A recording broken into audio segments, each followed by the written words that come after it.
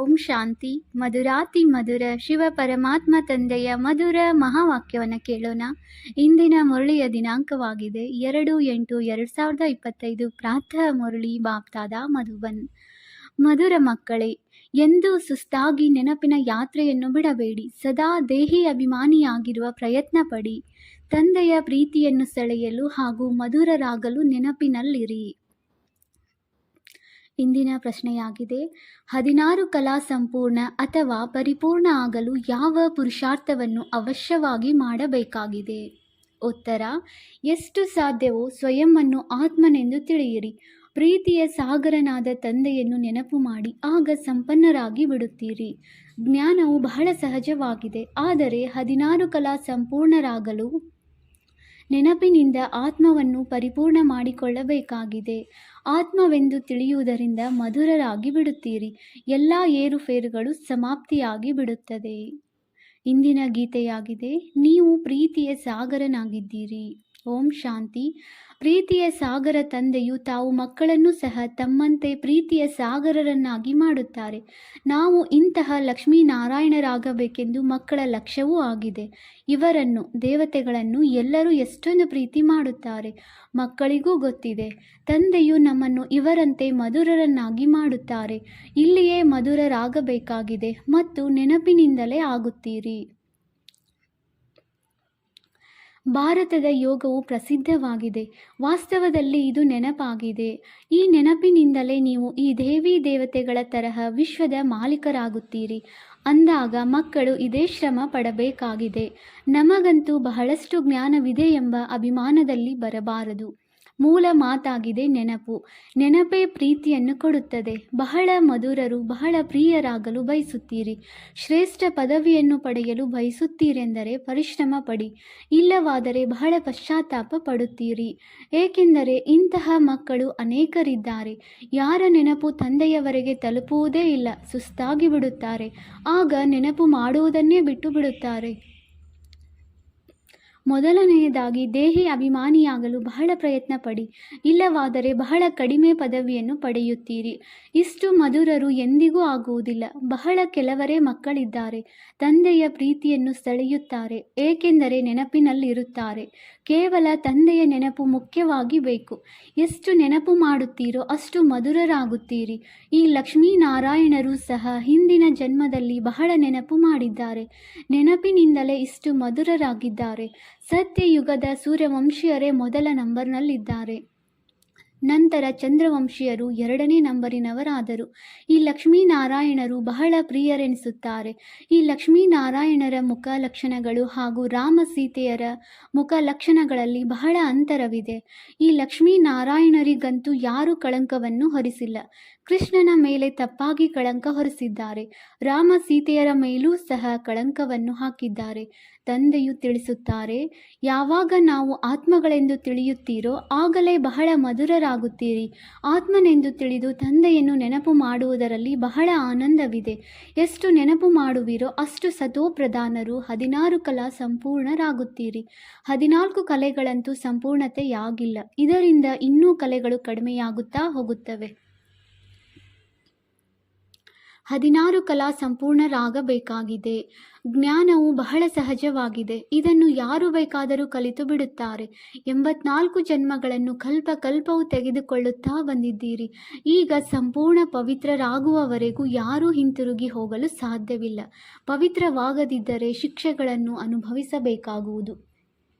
ತಂದೆಯು ಪುನಃ ಪುನಃ ತಿಳಿಸುತ್ತಾರೆ, ಮಕ್ಕಳೇ, ಎಷ್ಟು ಸಾಧ್ಯವೋ ಅಷ್ಟು ಮೊಟ್ಟ ಮೊದಲು ಇದೊಂದೇ ಮಾತನ್ನು ಪರಿಪಕ್ವ ಮಾಡಿಕೊಳ್ಳಿ. ನಾನು ಆತ್ಮನಾಗಿದ್ದೇನೆ. ನಾನಾತ್ಮನು ಮನೆಯಲ್ಲಿದ್ದಾಗ ಸತೋಪ್ರಧಾನನಾಗಿದ್ದೇನು. ನಂತರ ಇಲ್ಲಿ ಜನ್ಮಗಳನ್ನು ತೆಗೆದುಕೊಳ್ಳುತ್ತೇನೆ.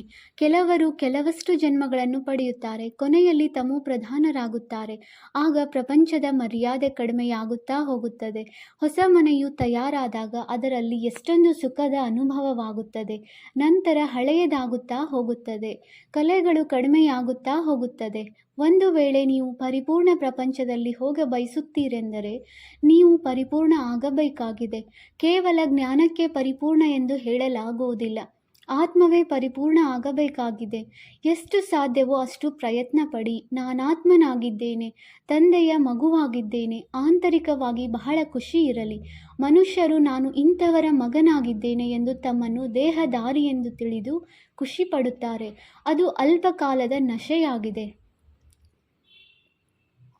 ಈಗ ನೀವು ಮಕ್ಕಳಿಗೆ ತಂದೆಯ ಜೊತೆ ಸಂಪೂರ್ಣ ಬುದ್ಧಿ ಯೋಗವನ್ನಿಡಬೇಕಾಗಿದೆ. ಇದರಲ್ಲಿ ತಬ್ಬಿಬ್ಬಾಗಬಾರದು. ಬಲೆ, ವಿದೇಶದಲ್ಲಿ ಅಥವಾ ಎಲ್ಲಿಯಾದರೂ ಹೋಗಿ ಕೇವಲ ಒಂದು ಮಾತನ್ನು ಪಕ್ಕಾ ಇಟ್ಟುಕೊಳ್ಳಿ. ತಂದೆಯನ್ನು ನೆನಪು ಮಾಡಬೇಕಾಗಿದೆ. ತಂದೆಯು ಪ್ರೀತಿಯ ಸಾಗರನಾಗಿದ್ದಾರೆ. ಈ ಮಹಿಮೆಯು ಯಾವುದೇ ಮನುಷ್ಯರದಲ್ಲ. ಆತ್ಮವು ತನ್ನ ತಂದೆಯ ಮಹಿಮೆಯನ್ನು ಮಾಡುತ್ತದೆ. ಆತ್ಮಗಳೆಲ್ಲರೂ ಪರಸ್ಪರ ಸಹೋದರ ಸಹೋದರಿಯರಾಗಿದ್ದಾರೆ. ಎಲ್ಲರ ತಂದೆಯೂ ಒಬ್ಬರೇ ಆಗಿದ್ದಾರೆ. ತಂದೆಯು ಎಲ್ಲರಿಗೆ ತಿಳಿಸುತ್ತಾರೆ, ಮಕ್ಕಳೇ, ನೀವು ಸತೋ ಪ್ರಧಾನರಾಗಿದ್ದೀರಿ. ನೀವೇ ಈಗ ತಮೋ ಪ್ರಧಾನರಾಗಿದ್ದೀರಿ. ತಮೋ ಪ್ರಧಾನರಾಗುವುದರಿಂದಲೇ ನೀವು ದುಃಖಿಯಾಗುತ್ತೀರಿ. ನಾನಾತ್ಮನಿಗೆ ಪರಮಾತ್ಮ ತಂದೆಯು ತಿಳಿಸುತ್ತಾರೆ, ಮಕ್ಕಳೇ, ನೀವು ಮೊದಲು ಸತೋ ಪ್ರಧಾನರಾಗಿದ್ದೀರಿ. ಅಲ್ಲಿ ಎಲ್ಲ ಆತ್ಮಗಳು ಸತೋ ಪ್ರಧಾನರೇ ಆಗಿರುತ್ತಾರೆ. ಬಲೆ, ಪಾತ್ರವು ಬೇರೆ ಬೇರೆ ಆಗಿದೆ, ಆದರೆ ಸತೋ ಪ್ರಧಾನರೇ ಅಲ್ಲವೇ? ಪವಿತ್ರತೆ ಇಲ್ಲದೆ ಯಾರೂ ಅಲ್ಲಿಗೆ ಹೋಗಲು ಸಾಧ್ಯವಿಲ್ಲ. ಸುಖಧಾಮದಲ್ಲಿ ನಿಮಗೆ ಸುಖವೂ ಇರುತ್ತದೆ, ಶಾಂತಿಯೂ ಇರುತ್ತದೆ. ಆದ್ದರಿಂದ ನಿಮ್ಮದು ಸರ್ವಶ್ರೇಷ್ಠ ಧರ್ಮವಾಗಿದೆ. ಅಪಾರ ಸುಖವಿರುತ್ತದೆ. ವಿಚಾರ ಮಾಡಿ, ನೀವು ಏನಾಗಲಿದ್ದೀರಿ? ಸ್ವರ್ಗದ ಮಾಲೀಕರಾಗುತ್ತೀರಿ. ಅದು ವಜ್ರ ಸಮಾನ ಜನ್ಮವಾಗಿದೆ. ಈಗಂತೂ ಕವಡೆಯ ಸಮಾನ ಜನ್ಮವಾಗಿದೆ. ಆದ್ದರಿಂದ ಈಗ ತಂದೆಯು ನೆನಪಿನಲ್ಲಿರುವ ಸೂಚನೆ ನೀಡುತ್ತಾರೆ. ಪತಿತ ಪಾವನನೇ ಬಂದು ಪತಿತರಿಂದ ಪಾವನರನ್ನಾಗಿ ಮಾಡಿ ಎಂದು ನೀವು ಕರೆದಿದ್ದೀರಿ. ಸತ್ಯಯುಗದಲ್ಲಿ ಸಂಪೂರ್ಣ ನಿರ್ವಿಕಾರಿಗಳಿರುತ್ತಾರೆ. ರಾಮ ಸೀತೆಯರಿಗೂ ಸಹ ಸಂಪೂರ್ಣರೆಂದು ಹೇಳುವುದಿಲ್ಲ. ಅವರು 2ನೇ ದರ್ಜೆಯಲ್ಲಿ ಹೋದರು. ನೆನಪಿನ ಯಾತ್ರೆಯಲ್ಲಿ ಉತ್ತೀರ್ಣರಾಗಲಿಲ್ಲ. ಬಲೆ, ಜ್ಞಾನದಲ್ಲಿ ಎಷ್ಟಾದರೂ ತೀಕ್ಷ್ಣವಾಗಿರಲಿ, ಆದರೆ ತಂದೆಗೆ ಎಂದೂ ಮಧುರರೆನಿಸುವುದಿಲ್ಲ. ನೆನಪಿನಲ್ಲಿದ್ದಾಗಲೇ ಮಧುರರಾಗುತ್ತೀರಿ, ಹಾಗೂ ತಂದೆಯು ನಿಮಗೆ ಮಧುರರೆನಿಸುವರು. ವಿದ್ಯೆಯಂತೂ ಬಹಳ ಸರಳವಾಗಿದೆ. ಪವಿತ್ರರಾಗಬೇಕು ಮತ್ತು ನೆನಪಿನಲ್ಲಿರಬೇಕಾಗಿದೆ. ಈ ಮಾತನ್ನು ಚೆನ್ನಾಗಿ ನೆನಪಿಟ್ಟುಕೊಳ್ಳಿ. ನೆನಪಿನ ಯಾತ್ರೆಯಲ್ಲಿರುವುದರಿಂದ ಏರುಪೇರುಗಳಾಗಲಿ ಅಹಂಕಾರವಾಗಲಿ ಎಂದಿಗೂ ಬರುವುದಿಲ್ಲ. ಮುಖ್ಯ ಮಾತು, ತನ್ನನ್ನು ಆತ್ಮನೆಂದು ತಿಳಿದು ತಂದೆಯನ್ನು ನೆನಪು ಮಾಡಿ. ಪ್ರಪಂಚದಲ್ಲಿ ಮನುಷ್ಯರು ಎಷ್ಟೊಂದು ಹೊಡೆದಾಡುತ್ತಾರೆ. ಜೀವನವನ್ನೇ ಹೇಗೆ ವಿಷದ ಸಮಾನ ಮಾಡಿಕೊಳ್ಳುತ್ತಾರೆ. ಸತ್ಯಯುಗದಲ್ಲಿ ಈ ಶಬ್ದವೇ ಇರುವುದಿಲ್ಲ. ಮುಂದೆ ಹೋದಂತೆ ಇಲ್ಲಂತೂ ಮನುಷ್ಯರ ಜೀವನವು ಇನ್ನೂ ವಿಷವಾಗುತ್ತಾ ಹೋಗುತ್ತದೆ. ಇದು ವಿಷದ ಸಾಗರವಾಗಿದೆ. ಎಲ್ಲರೂ ರವರವ ನರಕದಲ್ಲಿದ್ದಾರೆ. ಬಹಳ ಕೊಳಕಿದೆ.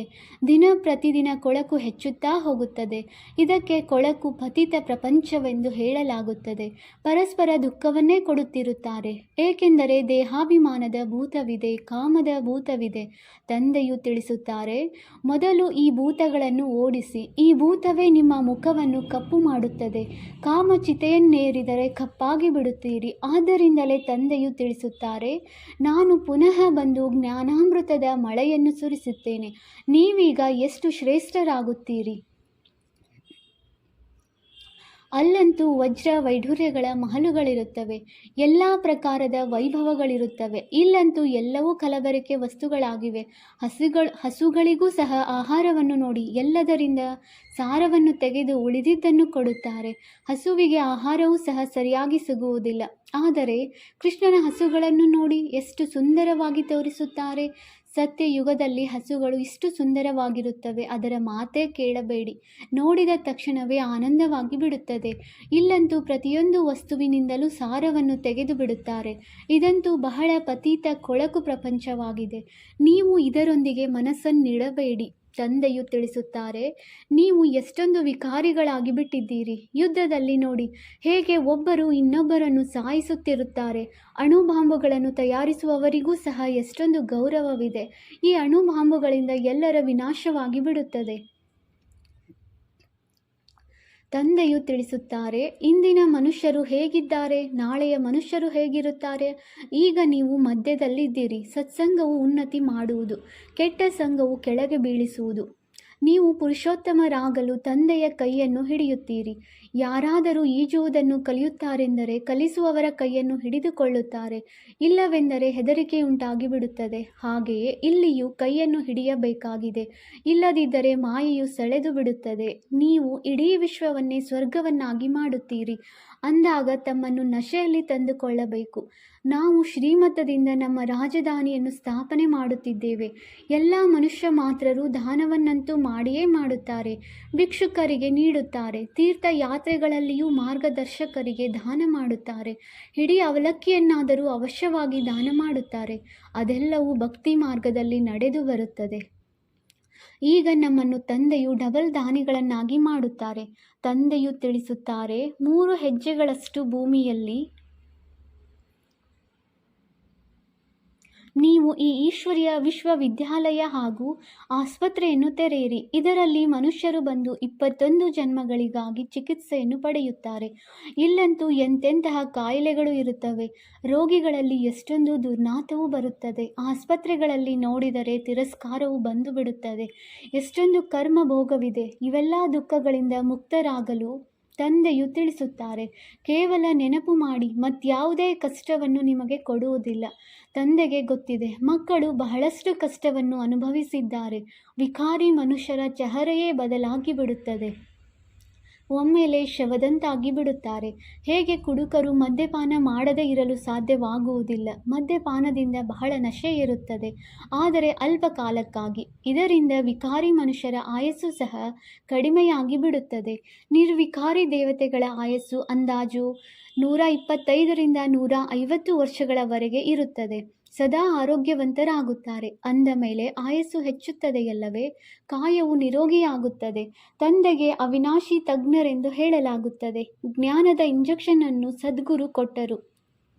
ಅಜ್ಞಾನ ಅಂಧಕಾರವು ವಿನಾಶವಾಯಿತು. ತಂದೆಯನ್ನೇ ಅರಿತುಕೊಂಡಿಲ್ಲ, ಆದ್ದರಿಂದ ಅಜ್ಞಾನ ಅಂಧಕಾರವೆಂದು ಹೇಳಲಾಗುತ್ತದೆ. ಇದು ಭಾರತವಾಸಿಗಳದ್ದೇ ಮಾತಾಗಿದೆ. ಇಂತಹ ಸಂವತ್ಸರದಲ್ಲಿ ಬಂದರೆಂದು ಕ್ರೈಸ್ತನು ಅವರ ಧರ್ಮದವರು ಚೆನ್ನಾಗಿ ತಿಳಿದುಕೊಂಡಿದ್ದಾರೆ. ಅವರ ಚರಿತ್ರೆಯ ಪಟ್ಟಿ ಇದೆ, ಹೇಗೆ ನಂಬರ್ ವಾರ್ ಗದ್ದಿಯ ಮೇಲೆ ಕುಳಿತುಕೊಳ್ಳುತ್ತಾರೆಂದು. ಕೇವಲ ಭಾರತದವರು ಮಾತ್ರ ಯಾರ ಚರಿತ್ರೆಯನ್ನು ಅರಿತುಕೊಂಡಿಲ್ಲ. ಹೇ ದುಃಖಹರ್ತ ಸುಖಕರ್ತ ಪರಮಾತ್ಮ, ಹೇ ಮಾತಾಪಿತ ಎಂದು ಕರೆಯುತ್ತಾರೆ. ಅಂದ ಮೇಲೆ ಮಾತಾಪಿತರ ಚರಿತ್ರೆಯನ್ನು ತಿಳಿಸಿ ಎಂದರೆ ಯಾರಿಗೂ ಗೊತ್ತಿಲ್ಲ. ನಿಮಗೆ ತಿಳಿದಿದೆ, ಇದು ಪುರುಷೋತ್ತಮ ಸಂಗಮ ಯುಗವಾಗಿದೆ. ನಾವೀಗ ಪುರುಷೋತ್ತಮರಾಗುತ್ತಿದ್ದೇವೆ. ಅಂದ ಮೇಲೆ ಸಂಪೂರ್ಣವಾಗಿ ಓದಬೇಕಾಗಿದೆ. ಲೋಕ ಮರ್ಯಾದೆ, ಕುಲ ಮರ್ಯಾದೆಗಳಲ್ಲಿ ಬಹಳಷ್ಟು ಮಂದಿ ಸಿಕ್ಕಿ ಹಾಕಿಕೊಂಡಿರುತ್ತಾರೆ. ಈ ಬ್ರಹ್ಮ ತಂದೆಯಂತೂ ಏನನ್ನೂ ನೋಡಿಲ್ಲ. ಎಷ್ಟೊಂದು ನಿಂದನೆಯನ್ನು ಸಹಿಸಿದರು. ಮಾರ್ಗದಲ್ಲಿ ನಡೆಯುತ್ತಾ ಈ ಬ್ರಾಹ್ಮಣನು ಸಿಕ್ಕಿ ಹಾಕಿಕೊಂಡರು. ಅರ್ಥಾತ್ ತಂದೆಯು ಬ್ರಾಹ್ಮಣನನ್ನಾಗಿ ಮಾಡಿದರು. ಆಗಿನಿಂದ ನಿಂದನೆಯನ್ನು ಸಹಿಸತೊಡಗಿದರು. ಇಡೀ ಪಂಚಾಯಿತಿಯೇ ಒಂದು ಕಡೆ, ದಾದಾರವರೇ ಇನ್ನೊಂದು ಕಡೆ ಇದ್ದರು. ಇದೇನು ಮಾಡುತ್ತಿದ್ದರೆಂದು ಸಿಂಧಿ ಪಂಚಾಯಿತಿಯವರೇ ಕೇಳಿದರು. ಅರೆ, ಗೀತೆಯಲ್ಲಿ ಭಗವಾನ್ ವಾಚ್ ಇದೆಯಲ್ಲವೇ? ಕಾಮ ಮಹಾಶತ್ರುವಾಗಿದೆ. ಇದರ ಮೇಲೆ ಜಯ ಗಳಿಸಿದರೆ ನೀವು ವಿಶ್ವದ ಮಾಲೀಕರಾಗುವಿರಿ ಎಂದು. ಇದಂತೂ ಗೀತೆಯ ಶಬ್ದವಾಗಿದೆ.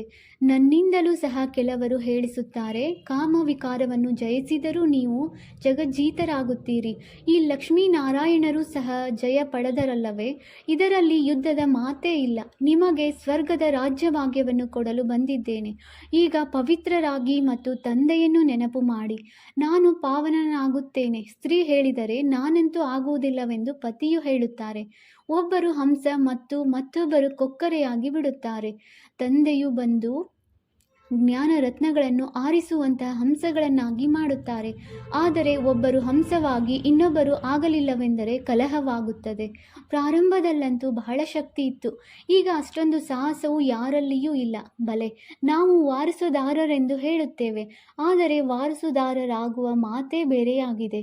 ಯಜ್ಞದ ಆರಂಭದಲ್ಲಂತೂ ಬಹಳ ಚಮತ್ಕಾರವಿತ್ತು. ಶ್ರೀಮಂತ ಮನೆತನದವರೇ ತಕ್ಷಣ ಆಸ್ತಿಯನ್ನು ಪಡೆಯಲು ಮನೆಯನ್ನೇ ಬಿಟ್ಟು ಬಂದರು. ಆದ್ದರಿಂದ ಅವರು ಯೋಗ್ಯರಾಗಿ ಬಿಟ್ಟರು. ಮೊಟ್ಟ ಮೊದಲಿಗೆ ಬಂದವರಂತೂ ಕಮಾಲ್ ಮಾಡಿದರು. ಈಗ ಅಂತಹವರು ಕೆಲವರೇ ವಿರಳ ಬರುತ್ತಾರೆ. ಲೋಕ ಮರ್ಯಾದೆಯು ಬಹಳಷ್ಟಿದೆ. ಯಾರು ಆರಂಭದಲ್ಲಿ ಬಂದರೋ ಅವರು ಬಹಳ ಸಾಹಸವನ್ನು ತೋರಿಸಿದರು. ಈಗ ಯಾರು ಅಷ್ಟು ಸಾಹಸವನ್ನಿಡುವುದು ಕಷ್ಟದ ಕೆಲಸವಾಗಿದೆ. ಬಡವರು ಅಷ್ಟು ಸಾಹಸವನ್ನಿಡುತ್ತಾರೆ. ಮಾಲೆಯ ಮಣಿಯಾಗಬೇಕೆಂದರೆ ಪುರುಷಾರ್ಥ ಮಾಡಬೇಕಾಗಿದೆ.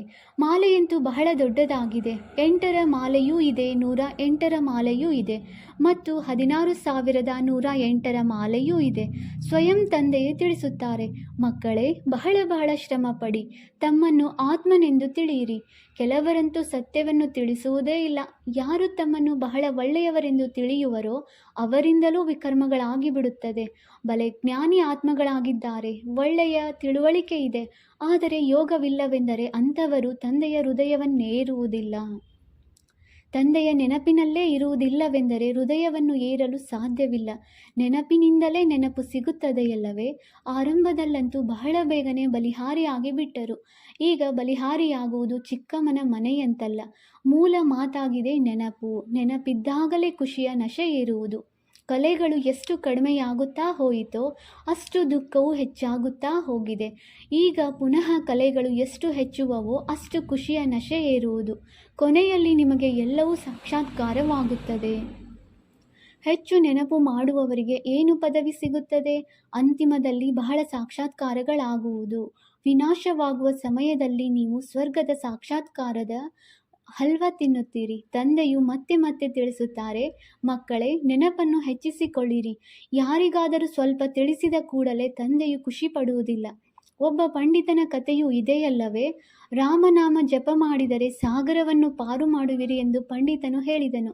ಅಂದರೆ ನಿಶ್ಚಯದಲ್ಲಿಯೇ ವಿಜಯವಿದೆ. ತಂದೆಯಲ್ಲಿ ಸಂಶಯ ಉಂಟಾದರೆ ವಿನಾಶವಾಗಿ ಬಿಡುತ್ತೀರಿ. ತಂದೆಯ ನೆನಪಿನಿಂದಲೇ ಪಾಪಗಳು ಕಳೆಯುತ್ತವೆ. ದಿನರಾತ್ರಿ ಇದೇ ಪ್ರಯತ್ನ ಪಡಬೇಕು. ಇದರಿಂದ ಕರ್ಮೇಂದ್ರಿಯಗಳ ಚಂಚಲತೆಯು ಸಮಾಪ್ತಿಯಾಗುವುದು. ಇದರಲ್ಲಿ ಬಹಳ ಪರಿಶ್ರಮವಿದೆ. ಅನೇಕ ಮಕ್ಕಳಿದ್ದಾರೆ, ನೆನಪಿನ ಚಾರ್ಟ್ ಇರುವುದಿಲ್ಲ, ಅಂದರೆ ತಳಹದಿಯೇ ಇಲ್ಲವೆಂದರ್ಥ. ಎಷ್ಟು ಸಾಧ್ಯವೋ ಅಷ್ಟು ಹೇಗಾದರೂ ಮಾಡಿ ನೆನಪು ಮಾಡಬೇಕಾಗಿದೆ. ಆಗಲೇ ಸತೋಪ್ರಧಾನರು 16 ಕಲಾ ಸಂಪೂರ್ಣರಾಗುತ್ತೀರಿ. ಪವಿತ್ರತೆಯ ಜೊತೆಗೆ ನೆನಪಿನ ಯಾತ್ರೆಯೂ ಬೇಕು. ಪವಿತ್ರವಾಗಿದ್ದಾಗಲೇ ನೆನಪಿನಲ್ಲಿರಲು ಸಾಧ್ಯ. ಈ ಮಾತನ್ನು ಚೆನ್ನಾಗಿ ಧಾರಣೆ ಮಾಡಿಕೊಳ್ಳಿ. ತಂದೆಯು ಎಷ್ಟು ನಿರಹಂಕಾರಿಯಾಗಿದ್ದಾರೆ. ಮುಂದೆ ಹೋದಂತೆ ಎಲ್ಲರೂ ನಿಮ್ಮ ಮುಂದೆ ತಲೆಬಾಗುತ್ತಾರೆ. ಖಂಡಿತವಾಗಿ ಈ ಮಾತೆಯರು ಸ್ವರ್ಗದ ಬಾಗಿಲನ್ನು ತೆರೆಯುತ್ತಾರೆಂದು ಎಲ್ಲರೂ ಹೇಳುತ್ತಾರೆ. ನೆನಪಿನ ಹರಿತವು ಈಗಿನ್ನೂ ಕಡಿಮೆ ಇದೆ. ಆದ್ದರಿಂದ ಯಾವುದೇ ದೇಹದಾರಿಯನ್ನು ನೆನಪು ಮಾಡಬೇಡಿ. ತಮೋ ಪ್ರಧಾನರಿಂದ ಸತೋ ಪ್ರಧಾನರಾಗುವುದರಲ್ಲಿಯೇ ಪರಿಶ್ರಮವಿದೆ. ಒಳ್ಳೆಯದು. ಮಧುರಾತಿ ಮಧುರ ಅಗಲಿ ಹೋಗಿ ಮರಳಿ ಸಿಕ್ಕಿರುವ ಮಕ್ಕಳ ಪ್ರತಿ ಮಾತಾಪಿತ ಬಾಪ್ದಾದಾರವರ ನೆನಪು, ಪ್ರೀತಿ ಹಾಗೂ ಸುಪ್ರಭಾತ. ಆತ್ಮಿಕ ಮಕ್ಕಳಿಗೆ ಆತ್ಮೀಯ ತಂದೆಯ ನಮಸ್ತೆ. ನಾವು ಆತ್ಮೀಯ ಮಕ್ಕಳಿಂದ ಆತ್ಮೀಯ ತಂದೆಗೆ ನೆನಪು, ಪ್ರೀತಿ ಹಾಗೂ ನಮಸ್ತೆ ನಮಸ್ತೆ ನಮಸ್ತೆ. ಧಾರಣೆಗಾಗಿ ಮುಖ್ಯ ಸಾರ. ಪಾಯಿಂಟ್ ನಂಬರ್ 1, ಈ ಪತೀತ ಚೀಚಿ ದುಃಖದ ಪ್ರಪಂಚದೊಂದಿಗೆ ಮನಸ್ಸನ್ನಿಡಬಾರದು. ಒಬ್ಬ ತಂದೆಯ ಕೈಯನ್ನು ಹಿಡಿದು ಎಲ್ಲದರಿಂದ ಪಾರಾಗಬೇಕಾಗಿದೆ. ಪಾಯಿಂಟ್ ನಂಬರ್ 2, ಮಾಲೆಯ ಮಣಿಯಾಗಲು ಬಹಳ ಸಾಹಸವನ್ನಿಟ್ಟು ಪುರುಷಾರ್ಥ ಮಾಡಬೇಕಾಗಿದೆ. ಜ್ಞಾನ ರತ್ನಗಳನ್ನು ಆರಿಸುವಂತಹ ಹಂಸವಾಗಬೇಕಾಗಿದೆ. ಯಾವುದೇ ವಿಕರ್ಮ ಮಾಡಬಾರದು. ವರದಾನ: ನಿಮಿತ್ತ ಭಾವದ ಮೂಲಕ ಸೇವೆಯಲ್ಲಿ ಸಫಲತೆಯನ್ನು ಪ್ರಾಪ್ತಿ ಮಾಡಿಕೊಳ್ಳುವಂತಹ ಶ್ರೇಷ್ಠ ಸೇವಾಧಾರಿ ಭವ. ನಿಮಿತ್ತ ಭಾವ ಸೇವೆಯಲ್ಲಿ ಸ್ವತಃ ಸಫಲತೆಯನ್ನು ಕೊಡುತ್ತದೆ. ನಿಮಿತ್ತ ಭಾವ ಇಲ್ಲದೆ ಹೋದರೆ ಸಫಲತೆ ಇಲ್ಲ. ಶ್ರೇಷ್ಠ ಸೇವಾದಾರಿ ಅರ್ಥಾತ್ ಪ್ರತಿ ಹೆಜ್ಜೆ ತಂದೆಯ ಹೆಜ್ಜೆಯ ಮೇಲೆ ಇಡುವಂಥವರು, ಪ್ರತಿ ಹೆಜ್ಜೆ ಶ್ರೇಷ್ಠ ಮತದ ಮೇಲೆ ಶ್ರೇಷ್ಠ ಮಾಡುವಂಥವರು. ಎಷ್ಟೆಷ್ಟು ಸೇವೆಯಲ್ಲಿ ಸ್ವಯಂನಲ್ಲಿ ವ್ಯರ್ಥ ಸಮಾಪ್ತಿಯಾಗುತ್ತದೆ ಅಷ್ಟೇ ಸಮರ್ಥರಾಗುತ್ತಾರೆ ಮತ್ತು ಸಮರ್ಥ ಆತ್ಮ ಪ್ರತಿ ಹೆಜ್ಜೆಯಲ್ಲಿ ಸಫಲತೆಯನ್ನು ಹೊಂದುತ್ತಾರೆ. ಶ್ರೇಷ್ಠ ಸೇವಾದಾರಿ ಅವರೇ ಆಗಿದ್ದಾರೆ ಯಾರು ಸ್ವಯಂ ಸಹ ಸದಾ ಉಮ್ಮಂಗ ಉತ್ಸಾಹದಲ್ಲಿರುತ್ತಾ ಮತ್ತು ಬೇರೆಯವರಲ್ಲೂ ಸಹ ಉಮ್ಮಂಗ ಉತ್ಸಾಹವನ್ನು ತರಿಸುತ್ತಾರೆ. ಸ್ಲೋಗನ್: ಈಶ್ವರಿಯ ಸೇವೆಯಲ್ಲಿ ಸ್ವಯಂವನ್ನು ಅರ್ಪಿಸಿಕೊಂಡಾಗ ಕೊಡುಗೆ ಸಿಗುತ್ತಿರುವುದು. ಅವ್ಯಕ್ತ ಸೂಚನೆ: ಸಹಜ ಯೋಗಿ ಆಗಬೇಕೆಂದರೆ ಪರಮಾತ್ಮನ ಪ್ರೀತಿಯ ಅನುಭವಿಯಾಗಿರಿ. ಈ ಪರಮಾತ್ಮನ ಪ್ರೀತಿಯ ಹಗ್ಗ ದೂರ ದೂರದಿಂದ ಎಳೆದುಕೊಂಡು ಬರುತ್ತದೆ.